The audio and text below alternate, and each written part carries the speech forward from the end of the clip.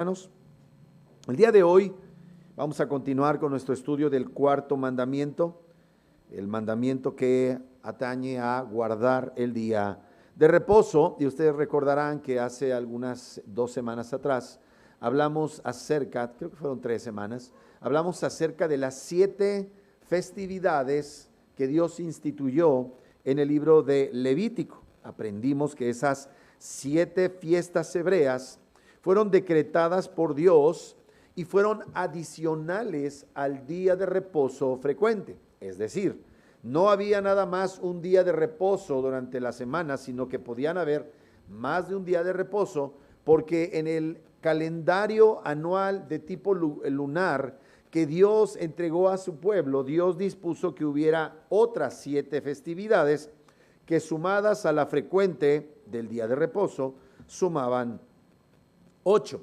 Y sabemos también pues que nuestro Señor Jesucristo llevó a cabo la participación en otra fiesta que se llevó a cabo de acuerdo con el calendario de festividades que estaba vigente para el pueblo de Israel en el tiempo del Nuevo Testamento. Hubo una fiesta que se llamaba Encaenía o Encania, o la fiesta de la dedicación, que se menciona en el Nuevo Testamento, pero que no estaba previamente regulada en la ley de Moisés. Ahora bien, nuestro hermano Juan, el apóstol, testifica que nuestro Señor Jesucristo estuvo presente durante una celebración con los demás judíos y nos muestra que Él subió a Jerusalén geográficamente para llevar a cabo esta festividad. Acompáñenme por favor a Juan en el capítulo número 10, versículos 22 y 23. Dice así: celebrábase en Jerusalén la fiesta de la dedicación. Era invierno y Jesús andaba en el templo por el pórtico de Salomón. Así que nosotros vemos que nuestro Señor visitó Jerusalén en un periodo de tiempo en invierno, cuando no había fiestas decretadas por el Señor en su palabra, por nuestro Dios soberano, pero aparece participando en la ciudad de Jerusalén en una fiesta de la dedicación en invierno. Y dice ahí que Jesús estaba en el templo por el pórtico de Salomón, lugar que sabemos que se convirtió el recinto en donde se congregaba la iglesia una vez que el Señor derramó su Espíritu Santo en Pentecostés. Ahora bien, esta es, reitero, una fiesta que no estaba ordenada en la ley de Moisés, concretamente en el libro de Levítico, y no fue instituida en tiempos de Moisés ni en los tiempos de los demás patriarcas. Es decir, esta fiesta no forma parte del canon del Antiguo Testamento. No se encuentra registrada entre Génesis y Malaquías, sino que fue instituida mucho tiempo después, en el periodo que se conoce como el periodo intertestamentario. ¿Cuál es el periodo intertestamentario? Como su nombre sugiere, entre los 2 testamentos, más o menos un periodo de unos 400 años, en el que Dios guardó silencio cuando se cerró el canon del Antiguo Testamento con el libro de Malaquías. Entonces encontramos que Dios guardó completo silencio hasta que aparece en escena Juan el Bautista. En ese periodo de tiempo de 400 años es lo que conocemos como el periodo intertestamentario, y es en ese periodo intertestamentario en donde Dios consintió en que hubiera una fiesta en los tiempos de los macabeos. La carta, o más bien los libros deuterocanónicos denominados primero y segundo de Macabeos, tocan este evento concreto. Esto no hace, el hecho de que nuestro Señor haya participado en esta fiesta, no hace a los libros de Macabeos libros inspirados. Sin embargo, Dios en su providencia no vemos que haya condenado esta celebración. Muy bien. ¿Quiénes eran los macabeos? Los macabeos fue un grupo de levitas insurrectos que formaban parte de la casta sacerdotal, que finalmente llegaron a convertirse en una casa real sacerdotal que llegó a gobernar con cierta autonomía en el territorio de Israel. Sin embargo, en la Biblia no encontramos que en algún momento a algún sacerdote de la orden arónica tuviera derecho a reclamos de gobierno real sobre la casa de Israel. Ahora bien, estamos hablando de alrededor del año 150, 160 antes de Cristo, lo que se llama el segundo siglo antes de Cristo. Muy bien. Por aquellos tiempos, recordemos que Israel ya no era propiamente el territorio íntegro que fue o que estuvo de alguna manera vigente en el tiempo de las monarquías. Recordemos que las monarquías se dividieron finalmente, surgió un reino del norte, un reino del sur, que a los del reino del norte se los llevaron los asirios después de conquistar Samaria en el 722, y que luego los babilonios, ¿verdad?, y desaparecieron y llevaron a cabo un proceso de mestizaje con los pocos israelitas de las 10 tribus que quedaron, y entonces surgen los samaritanos. Y sabemos también que posteriormente, en el año 586 aproximadamente, los babilonios terminaron por destruir la ciudad de Jerusalén, el templo, y se llevaron a todos los ilustres del reino de Judá, el reino del sur. Pasados 70 años, recordemos que regresaron a la tierra de Judá algunos contingentes de judíos, y ahí comenzó la reedificación del templo de Jerusalén y de las murallas de Jerusalén por vía de Zorobabel y por mano del sacerdote Josué, y posteriormente la aparición de Esdras y del propio Nehemías. Ahí aparecen los profetas menores Zacarías y Ageo, y animan a la obra, ¿verdad? Y finalmente termina ese periodo con lo que conocemos como el canon, con la escritura de del libro de Malaquías. Ahora bien, para ese momento, en el año 160, 165 antes de Cristo, eso que se había llamado el reino de Judá ya se denominaba como el territorio o la provincia de Judea. Fue así como los griegos, posteriores gobernantes de esa región, después de haber conquistado, después de haber derrotado a los persas, llamaron a lo que se denominó en su momento el reino de Judá o el reino del sur.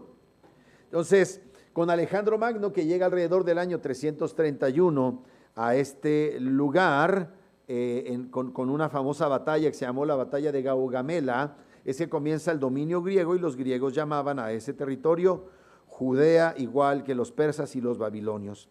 Sabemos que cuando murió Alejandro el Magno, 4 de sus principales generales, sus 4 lugartenientes, se enfrentaron en una guerra civil por el control político de los diferentes territorios que había conquistado el macedonio Alejandro.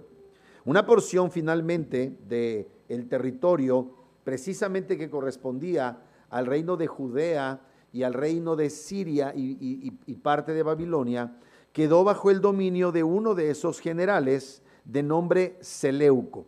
Por eso se le conoció a los descendientes de Seleuco como la dinastía Seleucida, que gobernó sobre ese territorio de lo que era el territorio de Judea. Muy bien, bajo este dominio Seleucida, como vimos que es de origen griego, tuvo lugar una revuelta popular en Jerusalén entre el año 167 y 164 antes de Cristo.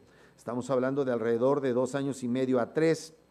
Y mientras gobernaba un sujeto perverso del cual profetizó Daniel, un hombre llamado, un rey Seleucida llamado Antíoco IV Epífanes, este sujeto había establecido una serie de leyes que obligaban a todos sus gobernados a abrazar la cultura helénica, es decir, abrazar las prácticas paganas de los helenos como parte de su culturización en sus territorios. Buscaba imponer la cultura helenística a la fuerza, y casi lo logró con los judíos. ¿Qué hizo? Instaló ídolos y realizó sacrificios paganos en la misma plataforma del templo de Jerusalén, en donde erigió un altar a Zeus y en donde envió a que se sacrificaran unos cerdos. Claro está que Antíoco Epífanes IV ordenó profanar el templo de Jerusalén sacrificando cerdos con la intención de ofender a la nación judía y provocar su sumisión. Sin embargo, cuando se llevó a cabo este intento de sacrificio de un cerdo, estaba en ese lugar un sacerdote de nombre Matatías, que era un sacerdote levítico que vivía en Modín, el cual se negó junto a su hijo Judas Macabeo, y ambos mataron al que sacrificó al cerdo y comenzó una rebelión. Esta revuelta finalmente obtuvo la victoria por ahí del año 164 antes de Cristo. Estos insurgentes sacerdotales lograron que se le unieran todos los judíos, que los jasídicos, que se llamarían más adelante los fariseos, los apoyaran en su reforma espiritual para mantener la pureza en el culto del templo de Jerusalén. Y esta victoria resultó en la recuperación del templo y comenzó la celebración de lo que se conoce como la fiesta Encaenía o Encania, o la fiesta de Hanukkah o Hanukkah, que se realizaba precisamente en diciembre. También se le conocía como la fiesta de las luces. Estos líderes macabeos de la tribu de Leví, ¿verdad? Llegaron a convertirse, como dije, junto con sus hermanos Judas, luego Jonatán y finalmente Simón, se convirtieron en una dinastía real que se conoció como la dinastía Asmonea. Esta dinastía real sacerdotal gobernó Judea con cierta autonomía y finalmente llegó a ser un tiempo independiente hasta que Roma tomó por asalto el dominio en esa zona de Judea. Roma va a intervenir decisivamente en el año 63 antes de Cristo, cuando un general romano de nombre Cneo Pompeyo Magno intervino en una guerra civil que estaba teniendo precisamente entre las diferentes facciones asmoneas. Se comenzaron a pelear, hay una guerra civil, solicitan el apoyo de los romanos y ahí es cuando Pompeyo en el 63 sitia a Jerusalén, entra en el templo y proclamó a Hircano II como el sumo sacerdote y el etnarca dependiente de Roma, convirtiendo entonces a la provincia de Judea en un estado al cuidado, un estado cliente, un estado tributario romano, pero donde ya se estaba entonces realizando la fiesta de Hanukkah desde hacía varios años. Entonces, desde que se comenzó a realizar la fiesta de Hanukkah o de la dedicación en tiempos de los macabeos, por ahí del año 164 hasta el año 70 después de Cristo, cuando el Señor destruye la ciudad, esta festividad estuvo vigente, estuvo realizándose constantemente por el pueblo de Israel. Ahora, los judíos contemporáneos a nosotros, los judíos talmúdicos, celebran una clase como de Navidad. No sé si han escuchado hablar de la celebración de Hanukkah, que se celebra por los mismos días de la celebración navideña en los países occidentales cristianizados. Entonces, ellos tienen, por así decir, algo similar a la Navidad, pero ya no tiene toda la pureza que tenía en los momentos en los cuales fue constituida, y claro está, mucho menos es equivalente a la fiesta, salvo por la rememoranza y las fechas que tenía cuando nuestro Señor Jesucristo visitó ese lugar. Entonces, ¿qué celebraban con el Hanukkah? Lo que celebraban era la restauración del culto en el templo. Y entonces lo que sucedió allí es que Hanukkah rememora cómo fue que el Señor de una manera milagrosa permitió que con la cantidad de aceite de un día, las lámparas del templo estuvieran durante 8 días encendidas, mientras se estaba preparando el aceite consagrado para los sacerdotes, para la unción de los sacerdotes y para el encendido de las lámparas. Por eso es que ellos celebran con estas 8 luces el Hanukkah. ¿Está bien? Muy bien.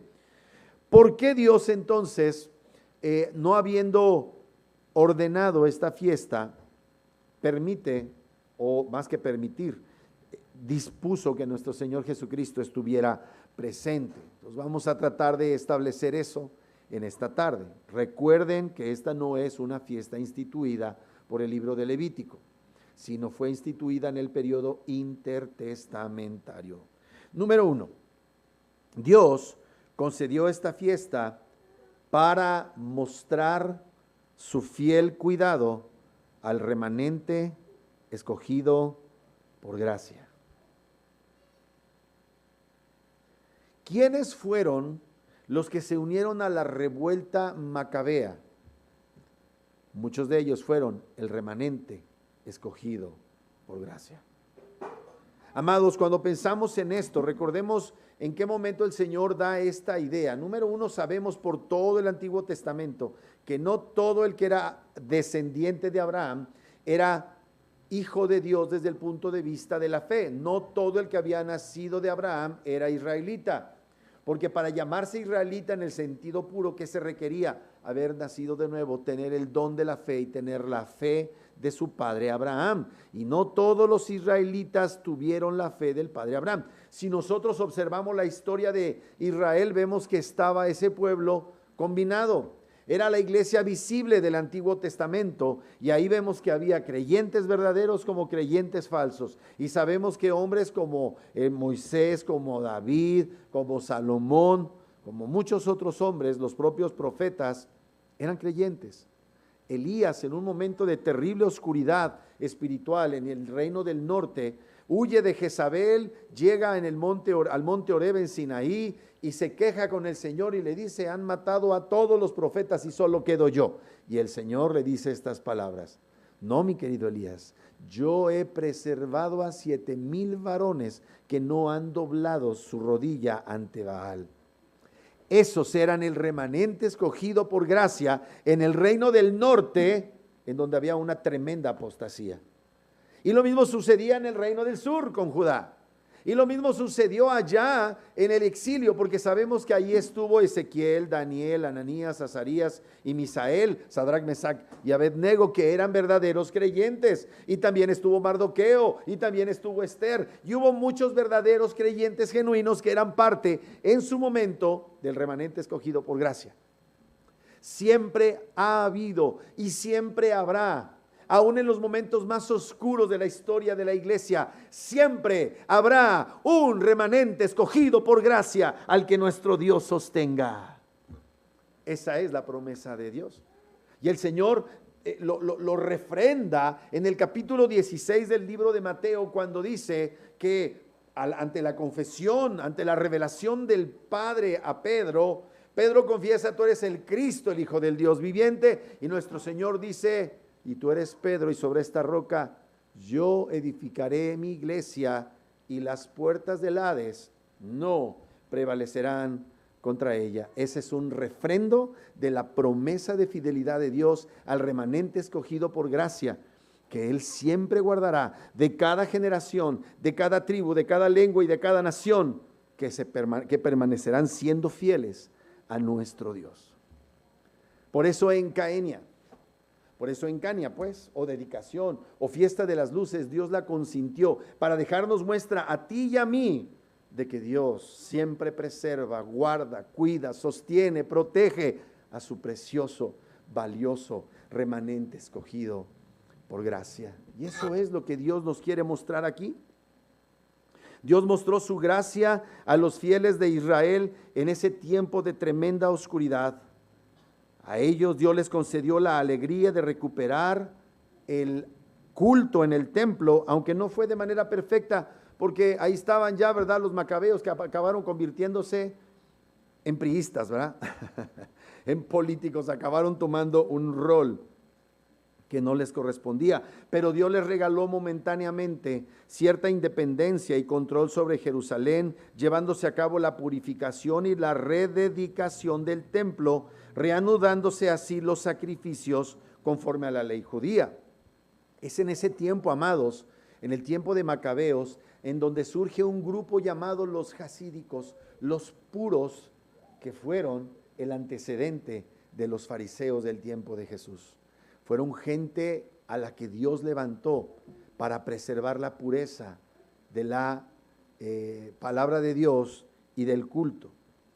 Esta fiesta pues nació para recordarles a ellos la rededicación del templo, para recordar cómo esa pequeña cantidad de aceite consagrado, ¿verdad?, que era suficiente para un día, Dios milagrosamente la hizo durar durante 8 días, tiempo que fue suficiente para preparar el aceite especial. Y ahí también aprendemos cómo Dios en los tiempos más oscuros, con un poco de aceite, con un poco, parece, es lo que dice la palabra de Dios, que Él es ese que no quiebra la caña cascada ni apaga el pabilo humeante.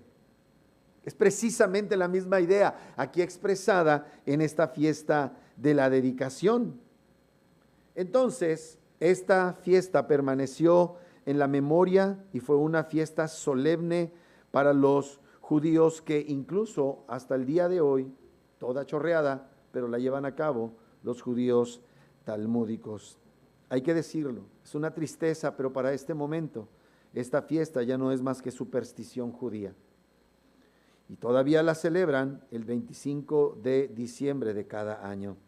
Así que Dios con esto preservó a su iglesia en ese Israel intertestamentario, y para esos fieles verdaderos de entre los judíos es que el Señor renovó el gozo, renovó la energía de esa iglesia en tiempos muy oscuros. Y por eso es que esa parece ser la razón por la cual Dios en su bondad la convalidó con la presencia de nuestro Señor Jesucristo en ese evento mencionado en el Evangelio de Juan. Número 2, ¿por qué? ¿Cuáles son las causas por las que Jesús participó en esa fiesta de la dedicación? Es decir, ¿qué importancia tiene para nosotros los cristianos que Jesús haya participado en esa celebración de Hanukkah en Caenia o la fiesta de la dedicación? Bueno, en Juan 10, 22, 23 vuelvo a leer que dice así: celébrase en Jerusalén la fiesta de la dedicación. Era invierno y Jesús andaba en el templo por el pórtico de Salomón. Número 1, ¿qué significa para nosotros? ¿Qué es lo que nosotros sabemos? Número 1, que el Señor realizó una validación de la fiesta de la dedicación. O sea, Dios, nuestro Señor Jesucristo, convalidó esa fiesta. Algunos dirán, pero espérame, ¿dónde están las escrituras? Jesús mismo está violando su ley. No, es muy similar al caso del bautismo de Juan el Bautista. Ustedes recordarán que nuestro Señor tuvo una gran controversia con los fariseos cuando les preguntó. Yo también tengo una pregunta que hacerles. ¿El bautismo de Juan era del cielo o de los hombres? Es decir, ¿la ordenó Dios o fue una ocurrencia de Juan el Bautista?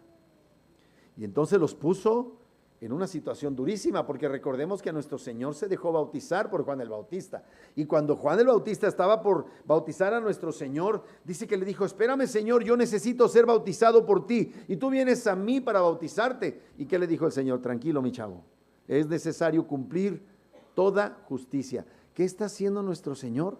Está convalidando una práctica de bautismo que Dios le dio directamente a Juan el Bautista para que se estableciese a manera de antecedente con lo que sería el bautismo en agua que nos dio nuestro Señor Jesucristo como señal del pacto de gracia en el Nuevo Testamento.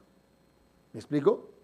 Dice que Dios le dijo a Juan el Bautista, lo pueden leer en Juan, dice: comienza a bautizar para que se manifieste el Mesías. Y entonces por eso él dice: yo por eso bautizo, para que se manifieste aquel que había de venir. Y así fue como el Señor se bautizó. Entonces, esta fiesta de la dedicación goza de esta misma validación por parte de nuestro Señor Jesucristo, como nuestro Señor Jesucristo convalidó esta relativa aparente novedad que era el bautismo de Juan el Bautista, que tiene exactamente el mismo significado que el bautismo de nuestro Señor Jesucristo, aunque Juan no le daba ese sentido, porque Juan tenía en mente un Mesías destructor, un Mesías vengador, pero realmente era el Mesías reconciliador, el Mesías príncipe de paz, quien estaba anunciando la paz. Muy bien, entonces, al asistir, nuestro Señor Jesús reconoció la importancia de esta fiesta histórica, aunque no fuera una fiesta de la ley de Moisés original. Número 2. ¿Cuáles fue otra de las razones por las que el Señor llegó a participar en esta fiesta de la dedicación? Porque Jesús, segunda causa, segunda razón, Jesús reveló claramente su identidad divina. Jesús, en esa fiesta, en esa convocatoria, llevó a cabo una revelación clara de su identidad divina. Vamos a ver que en esa carta nuestro amado Señor lleva a cabo el reclamo de su identidad divina y humana, pues es precisamente en esta fiesta de la dedicación o de las luces donde nuestro Señor declaró esto.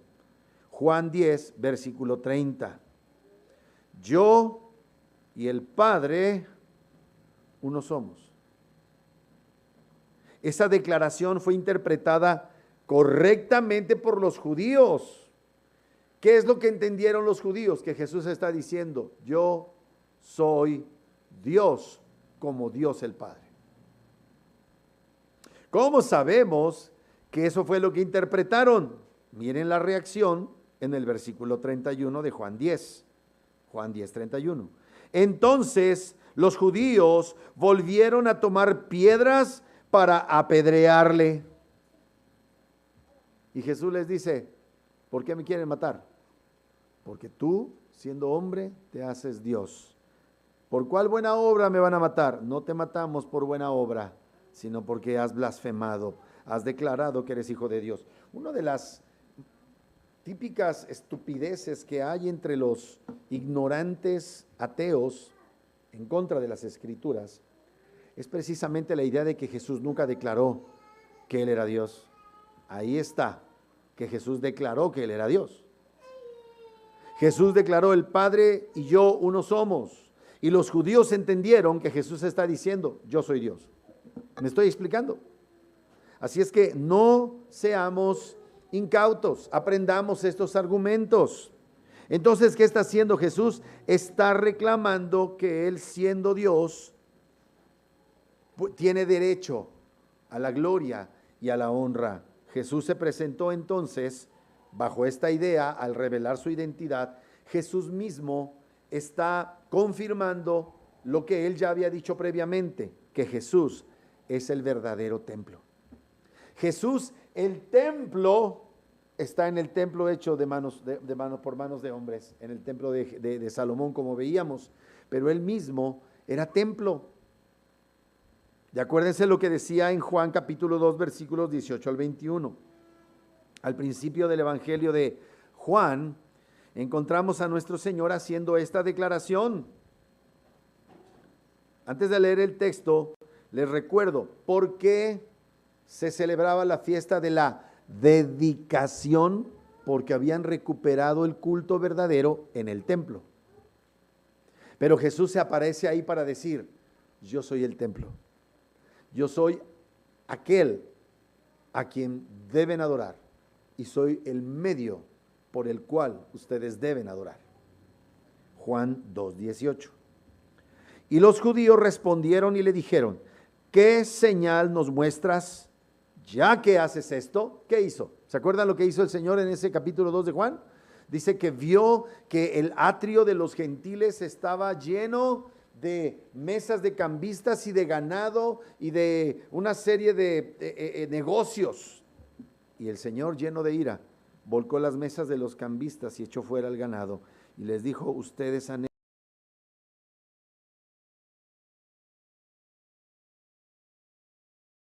de oración. Por eso es que le dicen, ¿qué señal muestras ya que haces esto?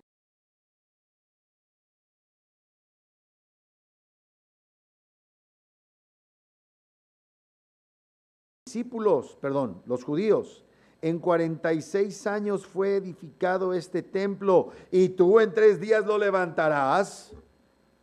Y parece que el Señor no les dio más respuestas. Parece que los dejó en ascuas, los dejó con duda. Versículo 21, mas él hablaba del templo de su cuerpo. Ellos asumían, muchos de estos judíos asumían supersticiosamente que el Señor estaba encerrado en el templo, pero Dios no necesita un templo para morar. Ese templo era solamente un lugar en donde Dios había concedido que se realizaran los servicios de culto para tener una evidencia de la relación de pacto especial que Dios tenía con Israel, la nación, y especialmente con el Israel escogido por gracia, a través de un lugar físico al cual podían recurrir para, a través de todos los simbolismos, ¿verdad? Que se realizaban, tener una relación con Dios. Pero ahora nuestro Señor Jesucristo está diciendo que Él es el templo, que Él es la realidad de todas las cosas simbolizadas en ese templo. Pero no nos confundamos, no lleguemos a conclusiones equivocadas. Él estaba hablando del templo de su cuerpo y eso no disminuye la declaración. En Juan 1, versículo 14, encontramos que el Señor es el templo. Miren cómo dice, Juan 1, 14. Y el Verbo fue hecho carne y habitó entre nosotros y vimos su gloria. Gloria como del unigénito del Padre, lleno de gracia y de verdad. Esta expresión, habitó entre nosotros, tiene una traducción más precisa cuando dice que Él extendió su tabernáculo. En otras palabras, Dios, el Verbo, se hizo hombre para acampar e instalar su tienda en medio de su pueblo Israel, para figurativamente ocupar una mansión y residir como el Dios mismo del Antiguo Testamento, como residió en el tabernáculo en el Éxodo, como residió en el momento en que fue consagrado el templo de Salomón y que representaba su protección y su comunión. Ese tabernáculo es la presencia divina que moró en el desierto entre telas, y Cristo es el tabernáculo en la tierra, Dios habitando entre los hombres en tiempo, espacio y materia. Mira lo que dice en Ezequiel 37, 24 al 28. Estamos hablando aquí alrededor de unos 500 años antes de la venida de nuestro Señor. ¿Cómo se prefigura la venida de Dios para morar entre su pueblo? Ezequiel 37, 24. Mi siervo David será rey sobre ellos. A ver, ¿mi siervo David?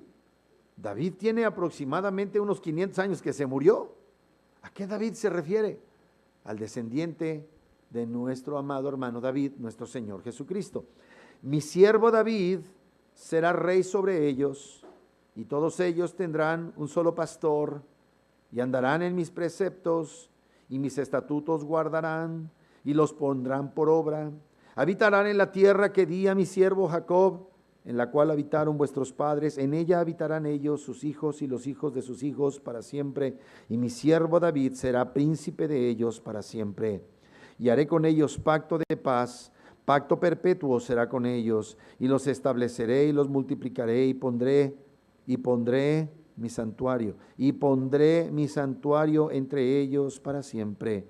Estará en medio de ellos mi tabernáculo, y seré a ellos por Dios, y ellos me serán por pueblo, y sabrán las naciones que yo Jehová santifico a Israel, estando mi santuario en medio de ellos para siempre. ¿Quién es ese santuario? Y vimos su gloria, gloria como del unigénito del Padre, lleno de gracia y de verdad. Nuestro precioso Rey Jesucristo, el verdadero David. Entonces, que vemos que Jesucristo en esa fiesta concurre a esa fiesta para evidenciar su identidad divina y presentarse a sí mismo como el verdadero templo. Pero no solamente eso, se presenta como la luz verdadera, el conocimiento verdadero, luz que no se apaga, porque es la palabra humanada. La luz se hizo hombre y la luz era la vida de los hombres y la luz es el conocimiento de Dios. El único que nos revela verdaderamente al Padre es Jesucristo.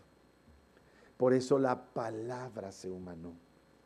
Por eso el Verbo se hizo carne. Esta divinidad y esta humanidad que concurren en la persona de Jesús, vemos que tienen un sentido, una realidad tremenda, porque piensen en la fragilidad del vehículo de su cuerpo. Dios el Todopoderoso, la palabra que referida por el Padre creó todas las cosas, la palabra, el poder de Dios se humanó. La palabra de Dios se humanó, se hizo un hombre. Les he platicado en otras oportunidades, ¿verdad? Que una vez tenía yo una mascota que se cayó como de 3 pisos y sobrevivió. Tú y yo nos caemos de medio metro de una silla y nos podemos matar. Nuestra humanidad es frágil. Y Dios se hizo frágil al extremo para mostrarnos su amor y mostrarnos al Padre. Nuestra condición humana, Dios la consideró adecuada para que su hijo lo hiciera. De repente, como platicaba yo con alguien, de repente hay personas, ¿verdad?, que enseñan que la humanidad es débil y que por tanto, por eso pecamos y caemos porque somos humanos. No, amados, no caemos porque somos humanos, caemos porque somos humanos caídos por causa del pecado. Bueno, no nosotros que estamos en Cristo, aunque permanece un remanente de pecado. Pero en ninguna parte en la Biblia es malo ser hombre. Es malo que el hombre tenga remanente de pecado en el caso de los creyentes y que el hombre esté caído, pero ser hombre no es malo. Entonces, no se debe presentar la humanidad como, no, pues es que nuestra humana debilidad hace que nosotros hagamos cosas que parece que son pecado, pero no son pecado, y le dan unas vueltas a algunos perfeccionistas terribles. No, amados, ser humano es tan glorioso que el Hijo de Dios se hizo hombre. Poco inferior a los ángeles, pero coronado de gloria y majestad, a los cuales Dios el Padre subordinó a un hombre todo principado, toda potestad, todo dominio. Qué tremendo es eso.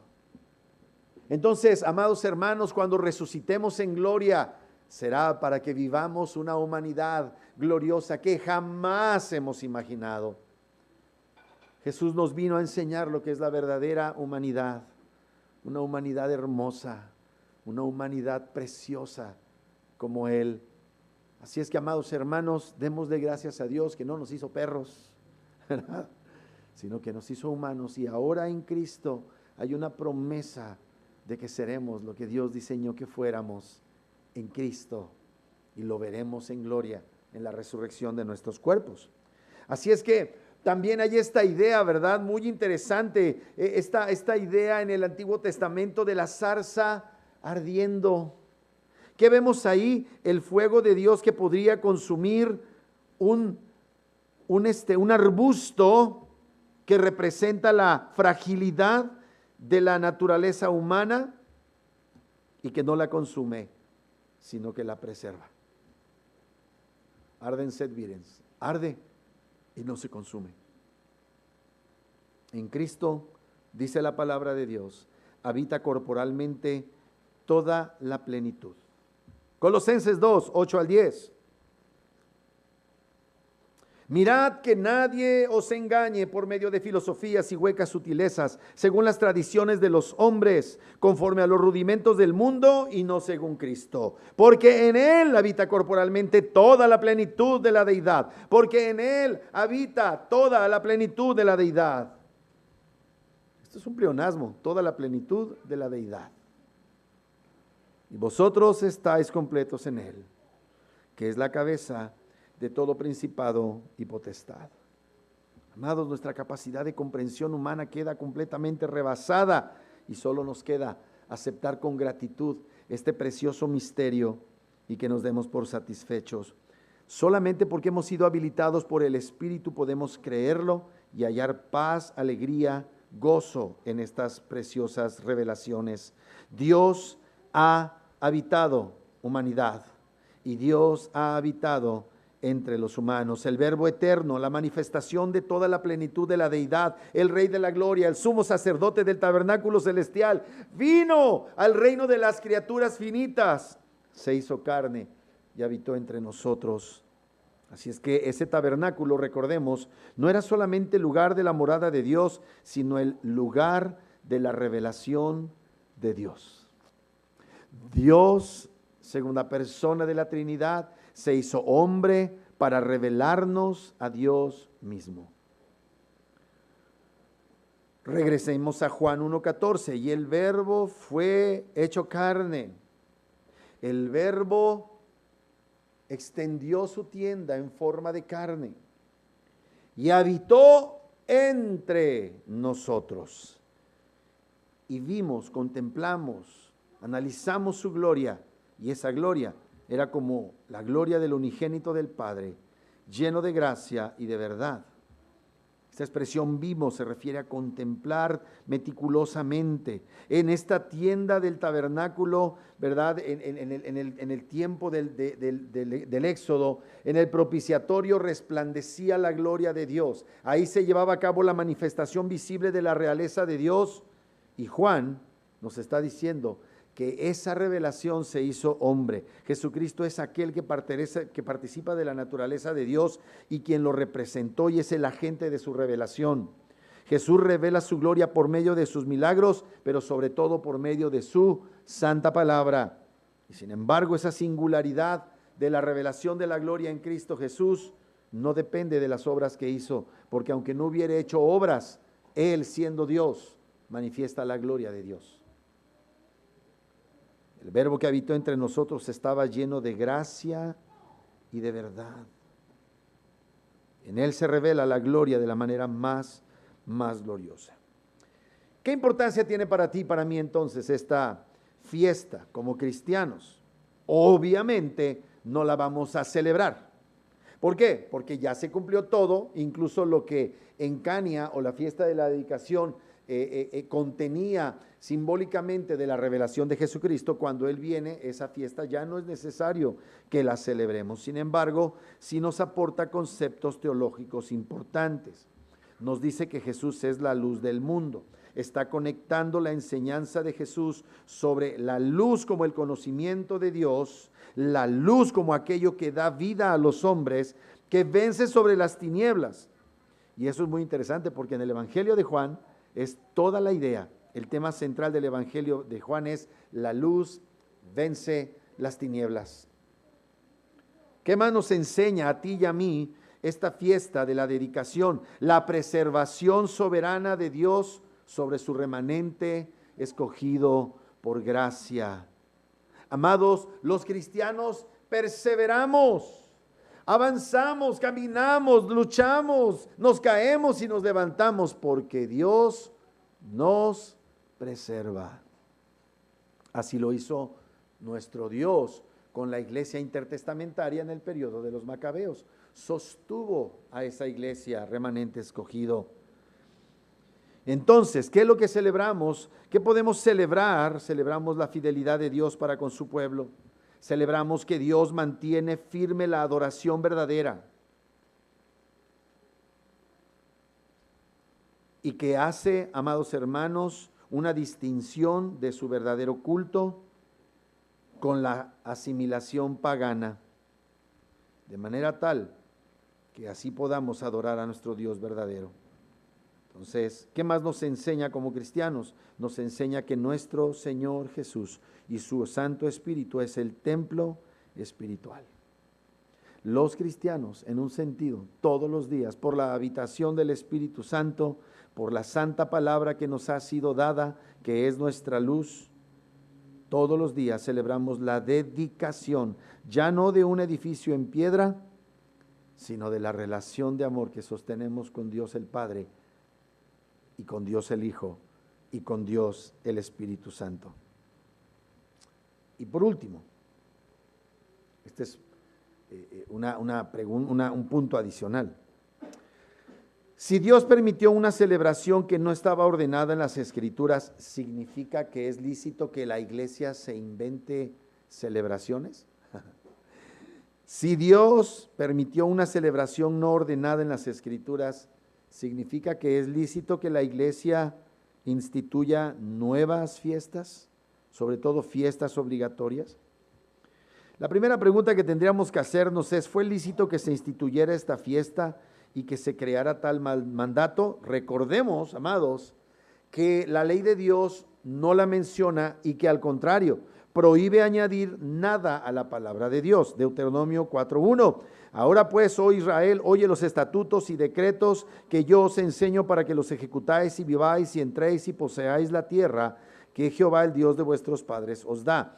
No añadiréis a la palabra que yo os mando, ni disminuiréis de ella, para que guardéis los mandamientos de Jehová vuestro Dios, que yo os ordeno.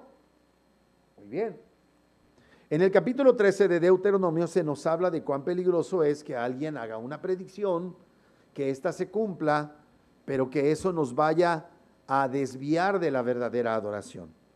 Dice así Deuteronomio 13: cuando se levantare en medio de ti profeta o soñador de sueños, y te anunciare señal o prodigios, si se cumpliere la señal o prodigio que él te anunció diciendo, vamos en pos de dioses ajenos que no conociste, y sirvámosles, no darás oído a las palabras de tal profeta, ni al tal soñador de sueños, porque Jehová vuestro Dios os está probando para saber si amáis a Jehová vuestro Dios con todo vuestro corazón y con toda vuestra alma. En pos de Jehová vuestro Dios andaréis, a él temeréis, guardaréis sus mandamientos y escucharéis su voz, a él serviréis, a él seguiréis. Tal profeta o soñador de sueños ha de ser muerto, por cuanto aconsejó rebelión contra Jehová vuestro Dios, que te sacó de la tierra de Egipto y te rescató de casa de servidumbre, y trató de apartarte del camino por el cual Jehová tu Dios te mandó para que anduvieseis, y así quitarás el mal de en medio de ti. A ver, dice, puede ser que aparezca un profeta y un soñador de sueños y te haga una predicción y la predicción se cumpla. Eso no significa que es un profeta verdadero, porque todavía tiene que dar prueba. ¿A dónde te lleva ese cumplimiento de la predicción? ¿Te lleva lejos de Jehová o te acerca a Jehová? Si te aleja a Jehová, es un falso profeta. Si te acerca a Jehová, es un profeta verdadero.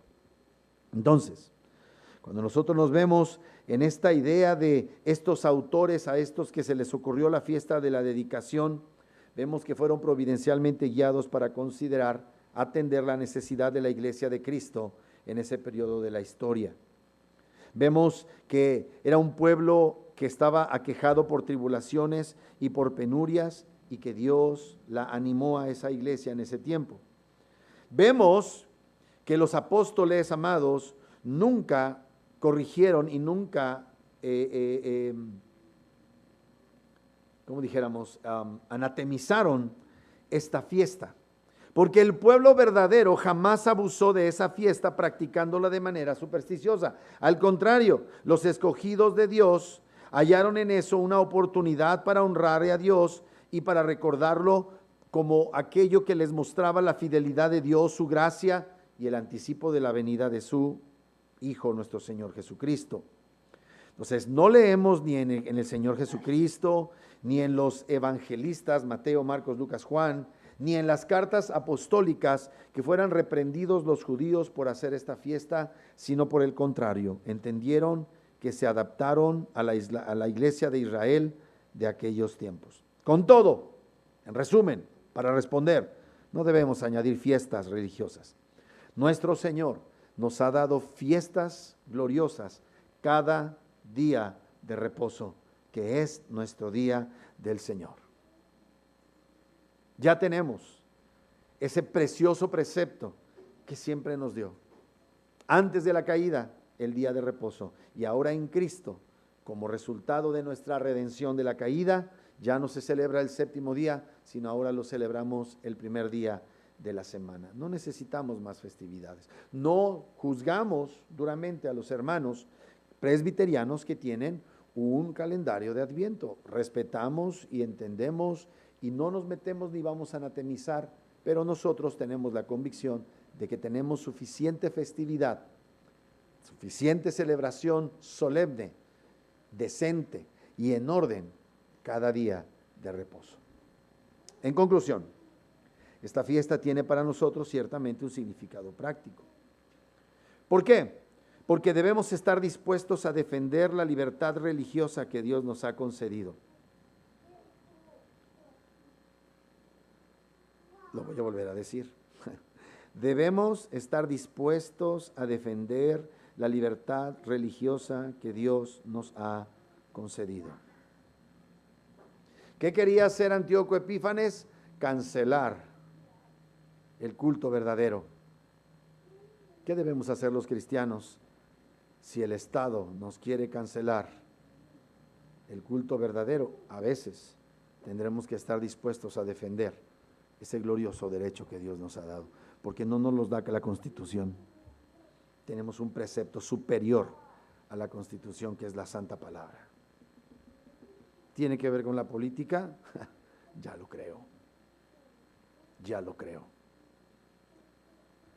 Esta fue una celebración que Dios usó para la defensa contra la imposición religiosa pagana. Y escúchame, todos los gobiernos impíos buscan que te rindas ante la adoración pagana que ellos quieren imponer.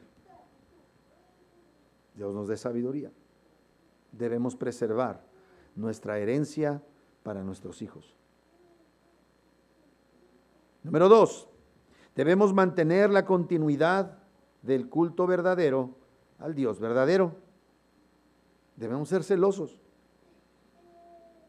No vamos a anatemizar a nadie, pero si nuestra convicción es la práctica del principio regulativo de la adoración, lo mantendremos. Y no nos moveremos. Y no vamos a ceder a los deseos de nuestros queridos jóvenes por modernizar el culto. No, mis amados, no lo haremos. No estoy diciendo que siempre vamos a estar cantando los mismos himnos, pero cantaremos himnos a la manera de decencia y orden que la palabra de Dios nos instruye, que debe ser el distintivo del culto. Si otros lo hacen de otra manera, Dios les pedirá cuentas a ellos. Y no me cabe la menor duda que por la gracia del Señor, por ese precioso sacrificio, los hermanos no serán desechados de la presencia del Señor. Pero nosotros tenemos esta convicción, la tenemos que mantener y tenemos que explicarle a nuestros hijos, a nuestros nietos, por qué mantenemos estas formas que algunos llaman formas viejas. Pero no son viejas, son atemporales. Y número 3, debemos reconocer que Dios interviene soberanamente manteniendo la esperanza de su pueblo. Dios hizo durar durante 8 días el aceite para un día, en tiempos de dificultad, en tiempos de crisis. Dios hará que la luz de Cristo en contra de la oscuridad se mantenga firme, aunque parezca que todo se pone feo. ¿Y qué diferente es este caso de los judíos supersticiosos e idólatras del tiempo actual, que han añadido un montón de prácticas paganas a la celebración de la Hanukkah?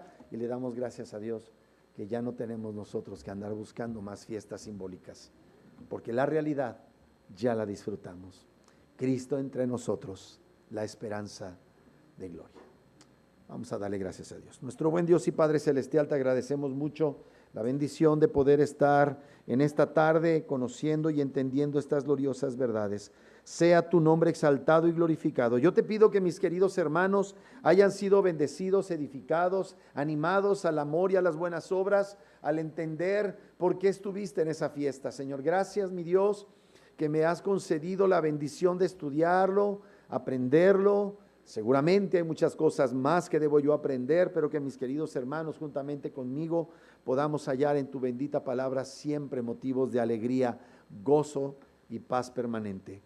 Te damos toda la gloria, bendito Señor Jesucristo, el precioso tabernáculo entre los hombres, la luz del mundo, la luz de los hombres, el verdadero y glorioso templo al que hoy tenemos acceso libre por tu sacrificio. Gracias te damos. Gracias, Padre, en el nombre de Cristo Jesús. Amén.